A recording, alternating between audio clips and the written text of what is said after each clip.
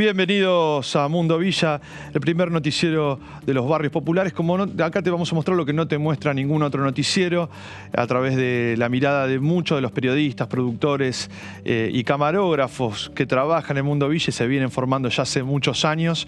Así que te mostramos otra realidad aquí en Diputados TV.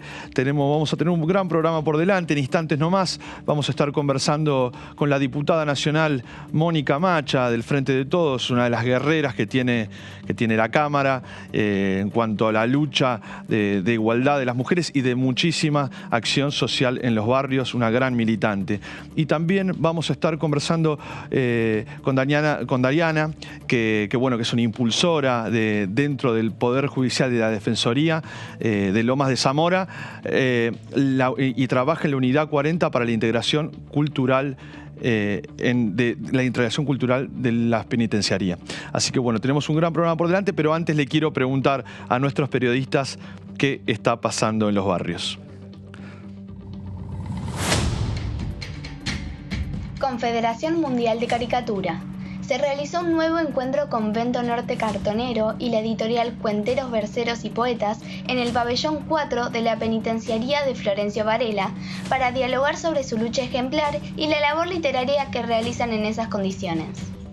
Construyen estufas rusas para las familias de los barrios populares de Chipoleti, Río Negro. La Dirección de Juventudes, junto al Centro Comunitario Distrito Noreste, trabajan en un proyecto de construcción de estufas rusas. Las confeccionan e invitan a construirlas. Alberto Fernández entregó viviendas en Villa Azul, Avellaneda. El presidente dirigió un acto acompañado por el intendente y el ministro de Desarrollo Territorial y Hábitat. Se entregaron 14 viviendas que forman parte del plan de urbanización y con esta entregaban 476 familias que recibieron un hogar, además de otras obras que se crearon de infraestructura. Terminó la primera etapa de las conexiones de agua en Villa Itatí. El Organismo Provincial de Integración Social y Urbana terminó la primera etapa de las conexiones intradomiciliarias de agua y cloacas en 70 hogares. Se construyó una nueva red de agua y desagües cloacales que ya fueron conectadas a la red formal de servicios. Estas fueron las notibreves de la semana. Sigan disfrutando Mundo Villa en DTV. Bueno, algunas de las noticias, los sucesos que vienen pasando en los barrios populares, en las villas, asentamientos. Y seguimos con el programa. Veníamos anunciando que estaba aquí en el piso una gran militante de los barrios, es del Partido Nuevo Encuentro, el Frente de Todos. Estoy hablando de la diputada nacional Mónica Macha. Muchas gracias. Muchas gracias, habíamos conversado en pandemia vía Zoom. Sí, y la verdad queríamos conversar contigo acá en el piso. Yo también. Y compartir tus experiencias, que la verdad venís laburando hace muchísimo, desde la militancia, desde la lucha por la igualdad de género, desde un montón de lugares. Y ahora nos encuentra la Argentina en una situación complicada. ¿Y vos cómo ves a la Argentina hoy en esta situación de esta crisis? Y muy complicada. Creo que el principal problema que tenemos es la pobreza. Me parece que ahí está la pobreza estructural y una pobreza estructural que en un contexto de crisis se profundiza más. Para mí eso es lo más preocupante, ¿no? Cuando vemos en los distintos barrios lo que significa en la vida cotidiana, ¿no? El resolver los alimentos, las cosas muy, muy básicas, ¿no? Entonces, la verdad es que creo que estamos en un momento muy crítico, con una inflación que no encontramos cómo frenar, que además, con también sectores de la industria, sobre todo pienso en la industria de alimentos, con un nivel de especulación muy alto, porque cada incentivo, cada situación que el gobierno nacional intenta mejorar, rápidamente es absorbida por ese aumento desmesurado de precios en los alimentos, ¿no? Ni que hablar de otros rubros, y creo que esto tiene mucho más impacto en los barrios más populares de la Argentina, en todo el país. Porque uno, aparte hay que destacar que vos sos psicóloga y leí que sos especialista, tenés un magíster en epidemiología, en salud pública, en salud mental. Sí. Y uno esperaba que en esta pospandemia se relaje un poco la situación y que salgamos un poco hacia adelante. Sí. ¿Cómo lo ves vos desde lo epidemiológico, desde lo que es la salud pública? ¿Cómo se manejó y cómo estás viendo esta apertura? Mira, yo creo que en términos del manejo de la pandemia, la Argentina ha demostrado, ahí sí, digo, como herramientas bien interesantes para avanzar con el programa de vacunación. Creo que el avance, o sea, los niveles de vacunación de nuestro país, ya con 3 dosis y ni que hablar con la cuarta, como que eso también es lo que produce este efecto de poder estar un poco más relajados en ese tema, ¿no? En lo que es el contagio del virus. Obviamente, también teniendo en cuenta lo que implica en este momento, en esta etapa del año, todas las otras enfermedades respiratorias, entonces vacuna contra la gripe, los sectores de riesgo, todo esto que también es un tema para cuidar y que desde la política pública yo creo que a nivel nacional se está llevando adelante muy bien. Lo que más conozco es la provincia de Buenos Aires y también veo que ahí las cosas en ese sentido se están llevando muy bien. Creo que después hay una situación vinculada a salud mental que es una consecuencia lógica, ¿no? Que, o sea, atravesamos una pandemia, atravesamos una situación muy compleja en relación a nuestros lazos sociales. De hecho, hablamos siempre del distanciamiento social cuando tal vez tendríamos que haber pensado más en términos de distanciamiento físico. Claro. O sea, la dificultad para poder estar juntos físicamente, pero no socialmente. Entonces hay como cosas ahí que tal vez espero que no tengamos que repensarlo para otra pandemia, pero creo que también esto deja muchos aprendizajes.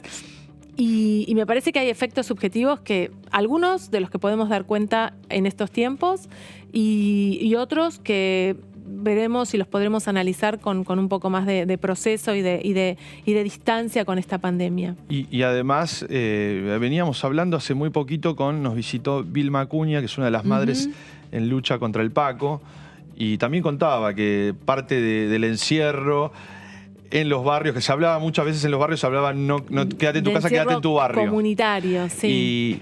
Y cómo impactó en el grupo que es afectado con la problemática de adicciones. Sí. Y hablaba de repensar una ley de salud mental. ¿Vos cómo lo ves al respecto? Yo la verdad es que creo que en la ley de salud mental nuestra es una ley muy buena. A mí tuve la posibilidad cuando se estaba discutiendo, hace ya muchos años atrás, se estaba discutiendo la ley de poder ser parte de esos equipos porque fue todo un proceso donde varios equipos fuimos convocados a leer, a intervenir en esa ley. O sea que creo que es una ley muy buena. Creo que hay cosas que se van, a veces se van como transmitiendo y que son erróneas en relación a la ley. Por ejemplo, que frente a situaciones extremas no se puede internar. Y no es eso. La realidad es que lo que hace la ley es un tema vinculado a la internación, es regular, de modo que no sea como antes, que un juez podía definir a una persona una internación, y cuando además vemos cuál era la respuesta de los hospitales psiquiátricos del Estado, personas que tenían internaciones de toda la vida, 30 años, 40 años, cuando eso no tiene nada que ver con la patología o con el padecimiento mental. Eso tiene que ver con una respuesta social de exclusión, claro, de las instituciones totales, que no tiene nada que ver con la patología.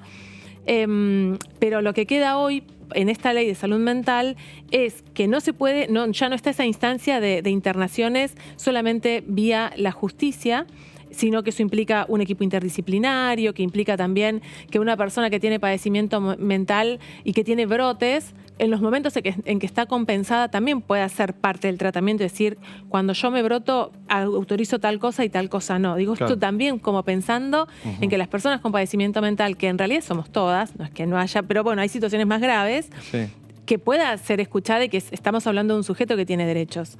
Entonces, esto es el paradigma de la ley de salud mental, y en casos extremos, en casos donde es importante o se requiere de una internación, claro, eso está permitido por la ley. Claro. Entonces, yo no tocaría la ley. Sí creo que hace falta para implementarla más dispositivos, más recursos, más presupuesto. Necesitamos equipos que tengan una distribución mucho más esparcida en términos geográficos, con personas que sepan laburar en lo comunitario, porque también es eso. Vos tal vez tenés psicólogos muy de consultorio, para otro sector, no o sea, como muy vinculados a una idea de lo que es la psicología o la salud mental, y vos necesitás gente formada también para poder articular esos tratamientos a veces individuales con lo comunitario, con las problemáticas comunitarias. Que son muchas. Sí. Son muchas.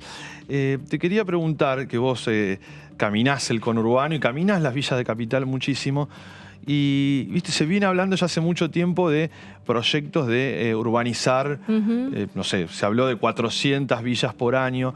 En esta situación, viste, uno siempre dice, bueno, se generan expectativas, pero siempre hay crisis económicas, sociales. Sí. ¿Es posible? ¿Se está llevando adelante? ¿Cómo ves ese camino que se abra en todas las barriadas? Sí. Yo lo que veo es que, de hecho lo veíamos recién en una de las noticias, que hay un avance bien importante en la construcción de viviendas, que tenemos un ministerio muy activo en ese sentido y que además eso también se complementa con toda el área de infraestructura, porque cuando hablamos de hábitat, ¿no? es la vivienda, obviamente, pero también es el jardín, es la escuela, el hospital, es que esté cerca de una avenida donde pasan los colectivos. Digo, la vida cotidiana, que no es solamente un grupo de casas o un barrio aislado que no tiene después esos otros servicios necesarios para la vida cotidiana. Por eso el concepto de hábitat es un concepto tan importante para poder pensar la urbanización, la inclusión.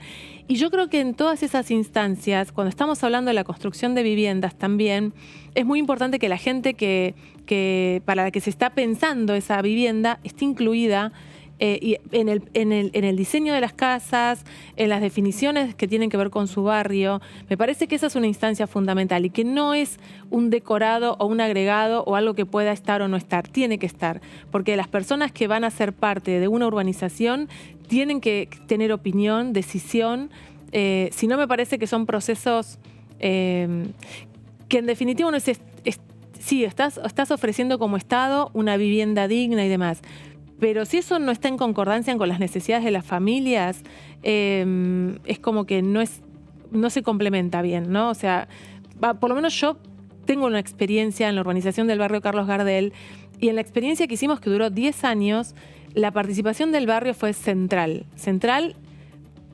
y también es un acto político y de dignidad, ¿no? O sea, de hecho los vecinos a veces nos decían, a mí no me sirve que el municipio y la provincia vengan y me digan, esta es tu casa, si yo no tengo posibilidad de participar, de pensar cómo quiero esa construcción, cómo es la distribución de las habitaciones en función de la práctica cotidiana de esa familia. Si es una familia que trabaja en la casa, necesita determinado comedor más grande tal vez que habitaciones. O sea, digo, hablar con cada familia me parece fundamental. Sí, es una dinámica que muchas veces por ahí el funcionario no conoce y necesita palparse en el que se logra solo con el caminar. Con el caminar y con un respeto un diálogo, por los derechos de las personas.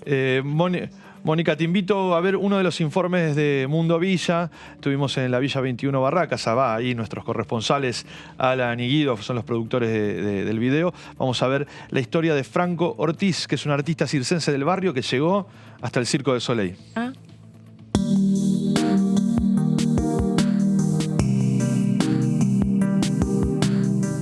Estamos acá en la Villa 21-24 de Barracas. Hoy vamos a conocer la historia de Franco Ortiz, un artista circense que nos va a contar su historia de vida. Hola, bueno, mi nombre es Franco Matías Ortiz, tengo 26 años, me dedico a hacer arte circense. Bueno, no me defino como artista, porque eso se lo dejo en realidad al que ve las cosas que hago. Dentro del arte circense me dedico a lo que es acrobacia aérea.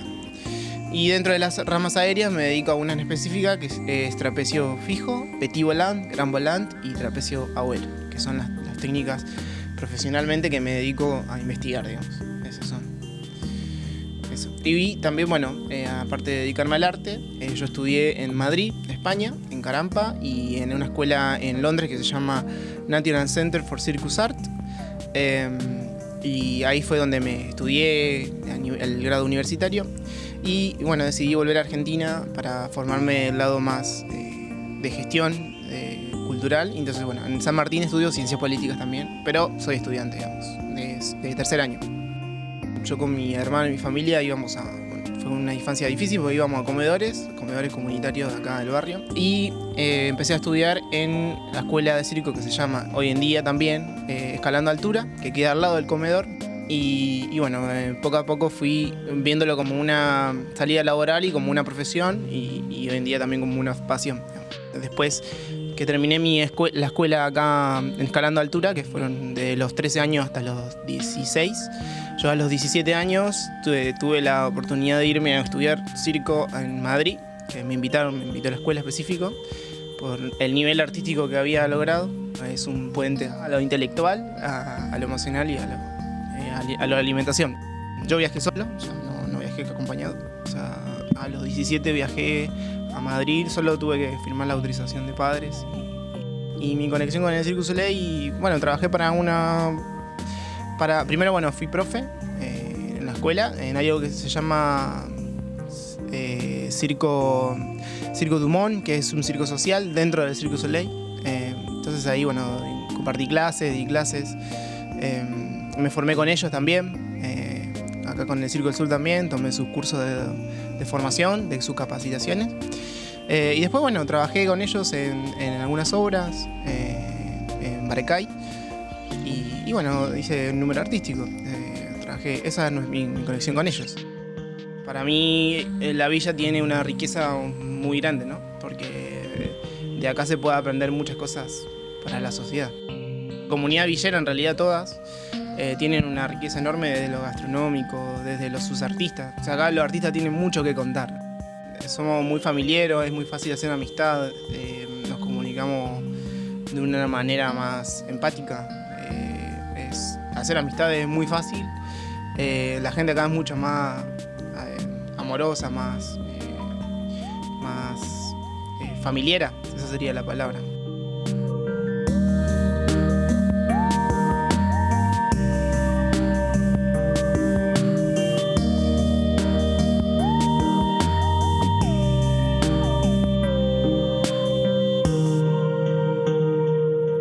Bueno, muy buena la historia que nos trae Guido y Alan ahí de la 21 Barracas con Franco, que realmente es un artista talentosísimo, que salió del barrio y llegó hasta lo más alto que puede llegar un artista.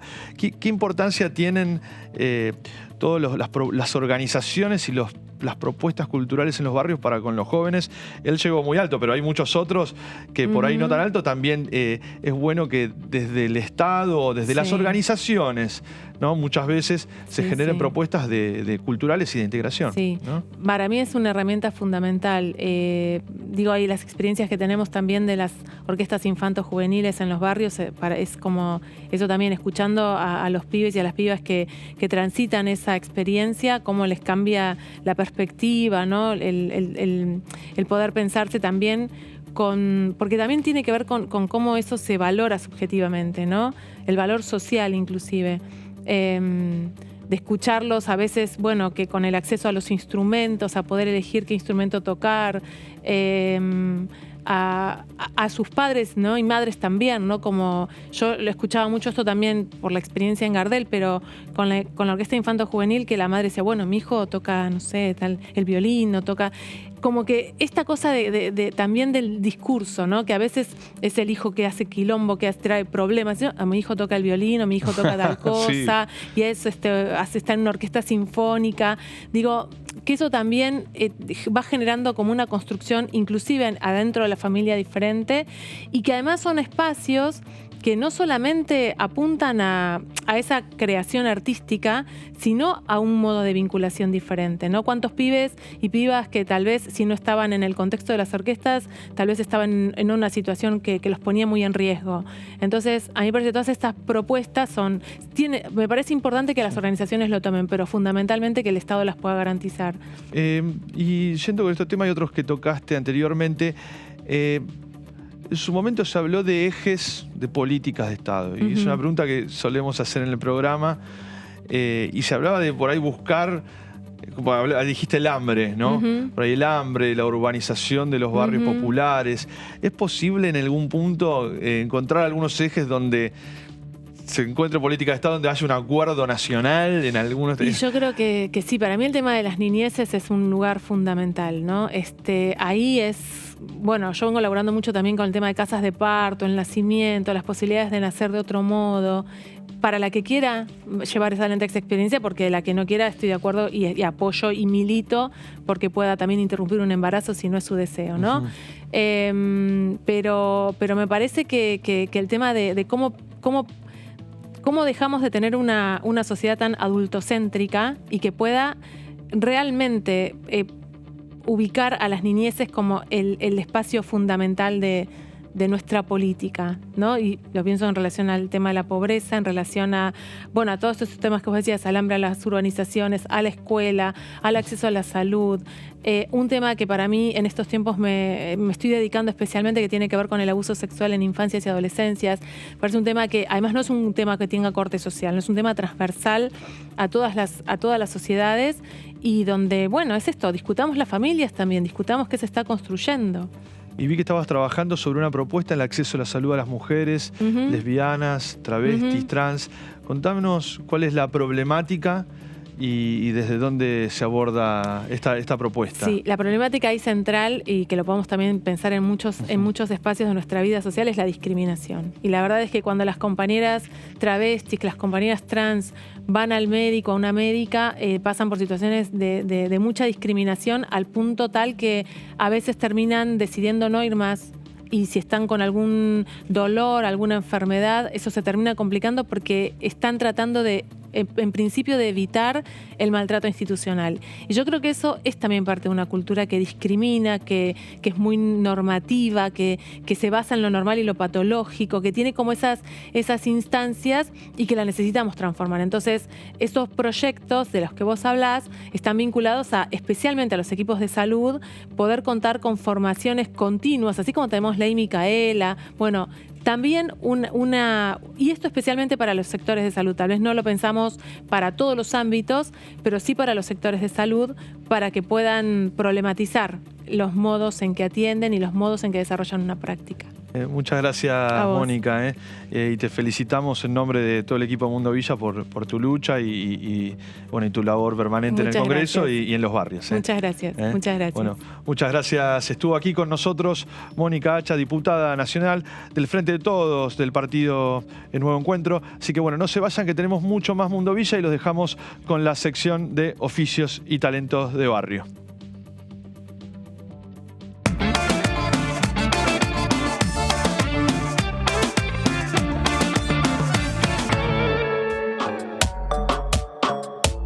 Florinda Palacio, trabajo en esta gomería de hace 30 años.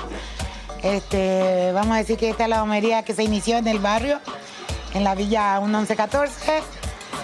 Empezamos desde la mañana, muy temprano, desde las 7 hasta las 8 de la noche, de lunes a sábado, a toda la gente que quiera arrancar temprano el trabajo. Entre todas las gomerías que hoy día que iniciaron después de nosotros, él es el más económico por su trayectoria. Y mi sueño es seguir en esta gomería, porque es lo que más me gusta. Me gusta atender a la gente, me gusta ver la goma pinchada, como se dice. Gracias, señor Clavito.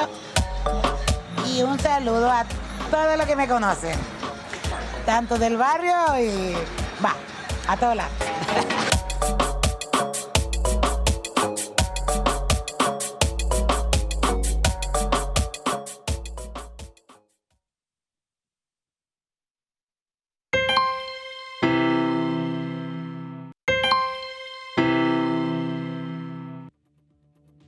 Aquí estamos de vuelta al Mundo Villa por Diputados TV y como habíamos anticipado, está aquí con nosotros otra mujer guerrera que realmente tiene un compromiso social muy grande desde el Poder Judicial, porque ella es Dayana Pizzalis, que es abogada, parte de la Defensoría de Lomas de Zamora, y hace un trabajo enorme donde impulsa proyectos sociales y culturales en el penal de la Unidad 40. Muchas gracias, Dayana, por estar aquí en el programa. Muchas gracias, Joaquín. Soy gran fanática de este programa. Quería decirlo antes que nada. Y sí, comenzamos en la Unidad 40 con compañeros judiciales también, a brindar un taller en el pabellón 2 de la Unidad 40. Contanos cómo surge esta experiencia que desde el propio Poder Judicial o desde el área en cual vos trabajaste, que por ahí uno no está tan vinculado, empezaron a pensar y a hacer estos trabajos, y contanos qué trabajos hacen en el penal de la Unidad 40. Bien, a partir de haber conocido por ahí a César González, empezó como a indagarme un poco, e interpelarme la cuestión de gran la vida. Director de cine, sí, villero. Gran director, sí. Animal. y escritor y poeta. Escritor y poeta Camilo Blajaki, su alter ego. Sí. Así que, bueno, habiendo conocido un poco su trabajo, es que me empezó como a picar el bichito de querer y meterme un poquito en ese mundo. Y tomo conocimiento de que adentro de tribunales había un grupo de judiciales que iban a la unidad. Y bueno, a partir de ahí empezamos como en un grupo grande y ahora hace más o menos 4 años que estamos con un grupo un poco más pequeño, pero que continuamos siempre en el pabellón 2 de esa unidad, que es un pabellón con una modalidad semiabierta, y siempre como laburando ahí diferentes temáticas de acuerdo a la cantidad de chicos que estén asistiendo, porque además es un taller voluntario. Es un taller voluntario que lo damos dentro del pabellón. Dentro del pabellón. ¿Y cómo se generó esta dinámica? Y cómo se dio esta apertura también dentro del sistema penitenciario. Generalmente es adepto a recibir este tipo de propuestas.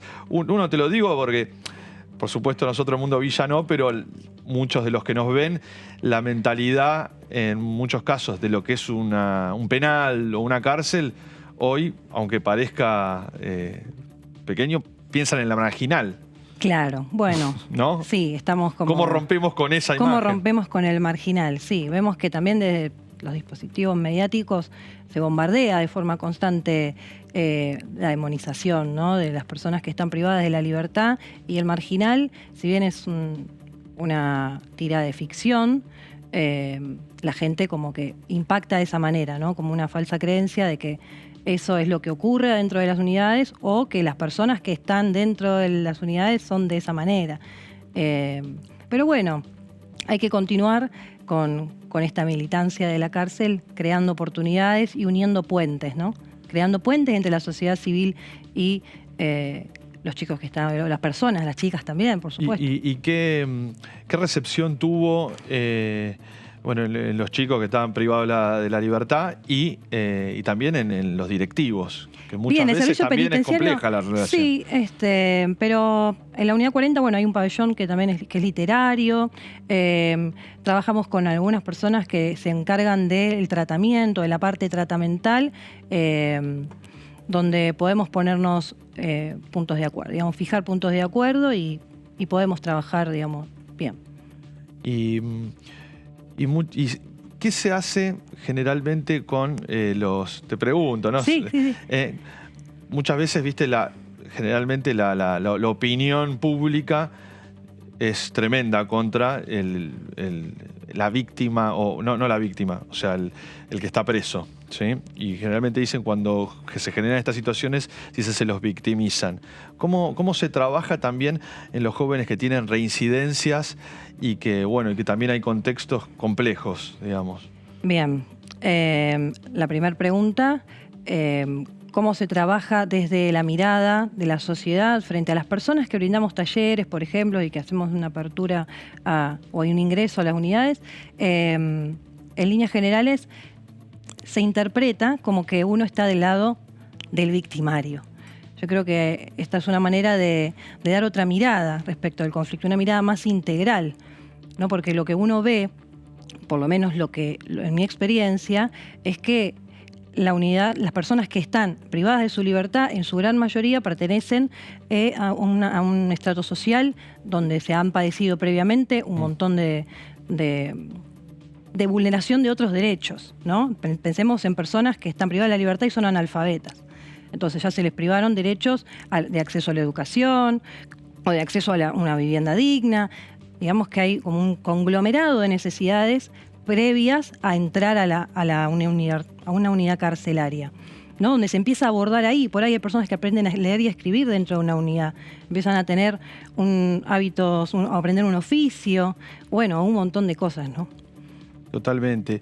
Y contanos un poco cuánta gente participa de estas experiencias que haces vos somos un grupo de 4 personas. 4 personas. Momento, sí. ¿Y qué actividades están llevando hoy adelante? Hoy, en este año, estamos como y también cómo trabajaron en pandemia, ¿no? Que es bien complejo, ¿no?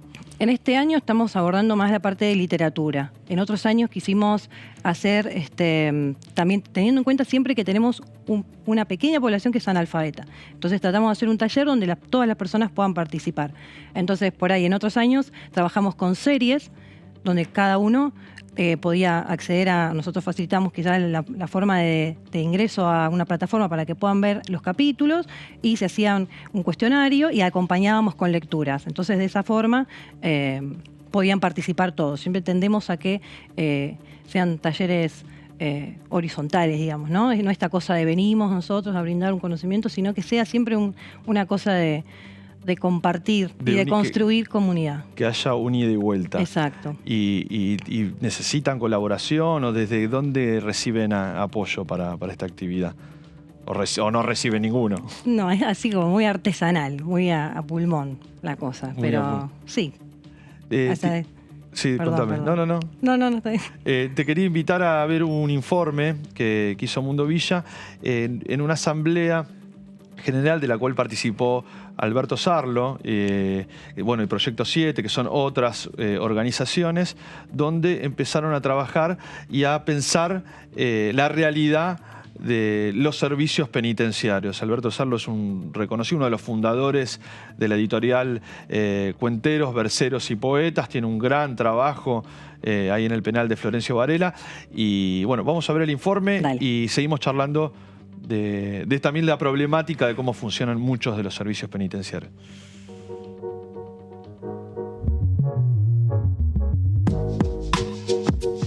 Bueno, mi nombre es Lidia Pérez, yo soy del Frente de Liberades del Movimiento Evita.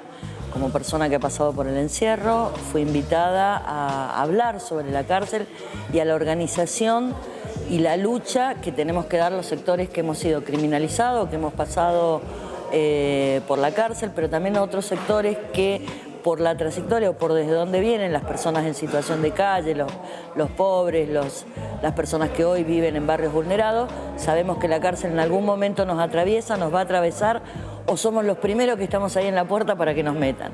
Desde ese lado vinimos a contar la experiencia, a incentivar la organización y la lucha, que creo que es lo único que nos transforma y que nos pone y nos ayuda a cuestionar a los poderes que no nos dejan poder ser parte de una sociedad más igualitaria y más inclusiva. En definitiva, vine a poder expresar todo lo que siento y todo lo que es mi lucha en este colectivo que hoy intento defender.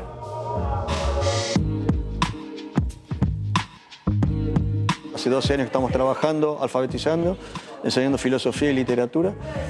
Y hoy convocamos a otras organizaciones como Proyecto 7 y Cooperativa La Resistencia para tratar de coordinar a los distintos sectores marginados de la sociedad para poder trabajar en conjunto y poder volcar todas las necesidades de un sector totalmente marginalizado, precisamente por una sociedad racista.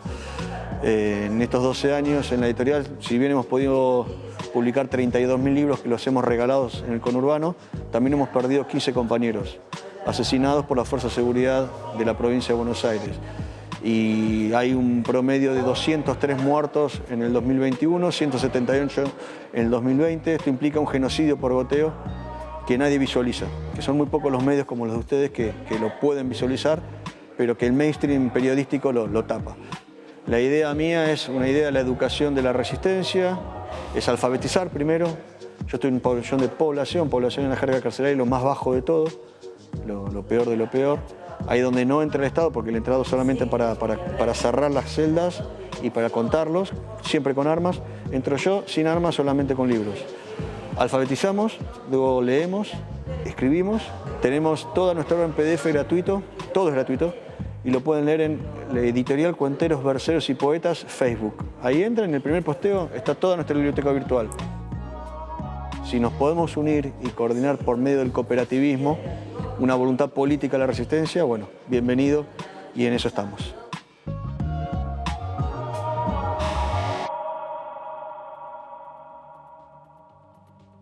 Bueno, ahí lo teníamos, una de las voces también abogado, que es Alberto Sarlo, y es uno de los fundadores, un poco trabajan a la par desde distintos lados, de la famosa editorial Cuenteros, Verseros y Poetas, y él también, desde otras voces, plantea un sistema absolutamente exclusivo, hasta te digo que el propio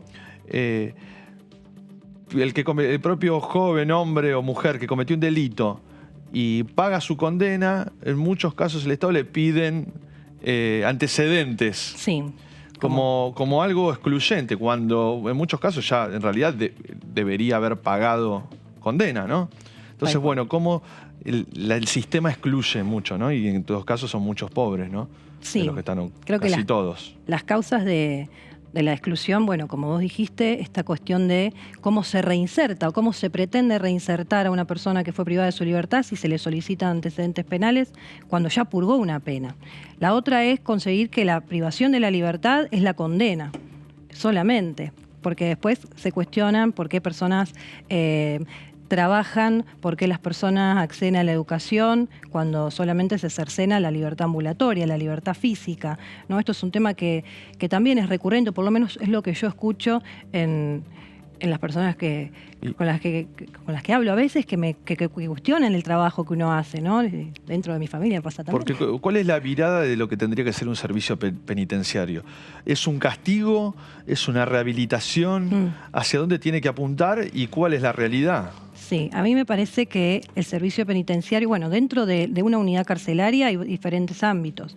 Uno es la parte asegurativa, digamos, que tienen que estar a cargo de que las personas estén adentro, que estén íntegras y que estén seguras y que no se escapen, porque esa es la finalidad, de tomar medidas asegurativas. Por el otro lado está la parte tratamental y por otro lado están los directivos de las unidades. Que todo eso pertenezca a una fuerza, a mí me parece que eso debería modificarse, por lo menos en la parte directiva y en la parte tratamental.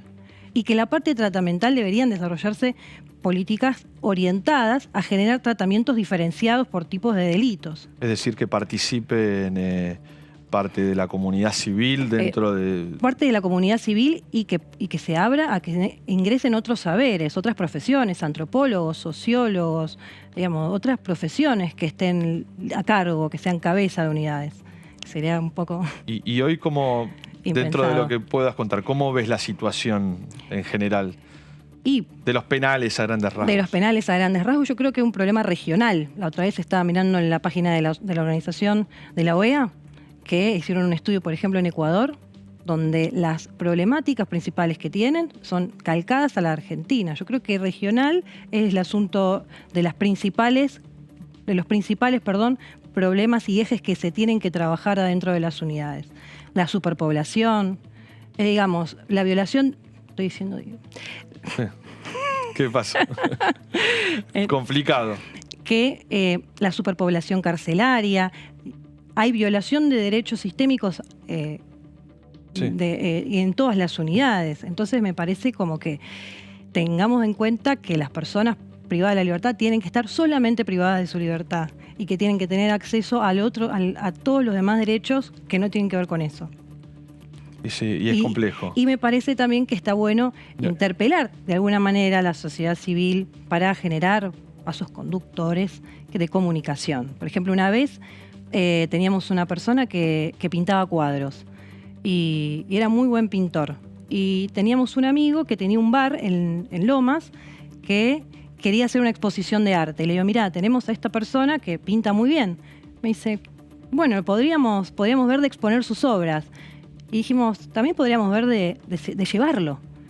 Bueno, pidiendo todos los permisos, haciendo todo el recorrido, logramos de que el servicio penitenciario, con la orden de un juez, pueda llevarlo a esta persona a un bar un día de semana a exponer sus obras de arte con otros artistas y compartir esa experiencia.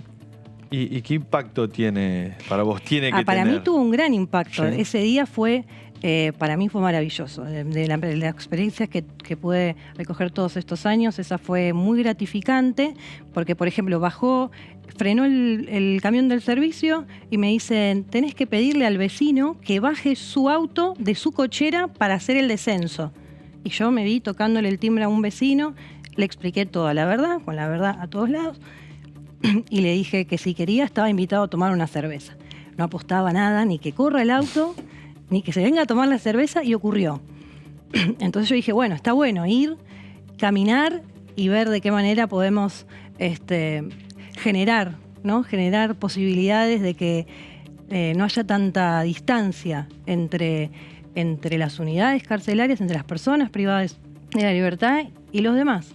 ¿Y vos ves interés desde algún sector de la política, aunque sea, que se interesen en estas situaciones o problemáticas o enfoques de un sector que es el más marginal, ¿no?, que tiene nuestra sociedad?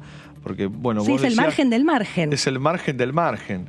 O sea, y la realidad que muchas veces cuenta César González, gran cineasta del barrio, que él también estuvo privado de su libertad como muchos otros, uno cuando se mete en ese mundo, la realidad es que son cárceles de pobres. Sí, efectivamente. Entonces también tenemos que analizar qué de tipos de delitos persigue el poder punitivo del Estado. Ahí es como que vemos una diferencia. Yo no creo que todas las personas que cometen delitos estén en unidades carcelarias. Entonces tendríamos que empezar a discutir si el poder de policía que ejerce el Estado se está persiguiendo de igual forma delitos quizás un poco más sofisticados, más refinados, que si se persiguen con la misma intensidad, con el mismo compromiso con los que vemos a las personas que están hoy en día privadas de su libertad. Bueno, ¿y qué expectativas, qué proyectos tienen con su grupo de acá en adelante? Que bueno, sí. En esta situación política, crisis sí, en esta que coyuntura estamos, compleja. en esta coyuntura, ¿cómo vienen a plantear su trabajo de acá en adelante?